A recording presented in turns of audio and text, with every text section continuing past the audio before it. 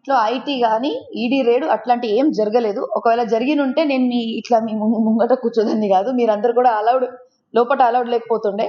అట్లా ఏం లేదు. జస్ట్ వరంగల్ పోలీస్ వాళ్ళు అప్పుడు ఈడీకి సంబంధించిన అప్పుడు వాళ్ళు local state government Kaloji Rao university వాళ్ళు అప్పుడు కేసు వేసి ఉంటే పీజీ సీట్స్ కోసం వాళ్ళు మన పోలీస్ స్టేషన్ లో కేసు వేస్తే వాళ్ళు వెరిఫికేషన్ కోసం వచ్చారు. అంతే కనుక వాళ్ళు ఇది ఈడీ రేడ్ కాదు, ఐటీ రేడ్ కాదు, ఈడీకి సంబంధించిన వెరిఫికేషన్. అది మన స్టేట్ గవర్నమెంట్ మన college university health sciences university పరంగా అప్పటి వరంగల్ నుంచి వచ్చి వాళ్ళు ఇక్కడ వచ్చి వెరిఫికేషన్ చేయడానికి వచ్చారు అంతే. అండ్ అపియరెన్స్ నోటీస్ కూడా ఇవ్వడానికి వచ్చారు అంతే.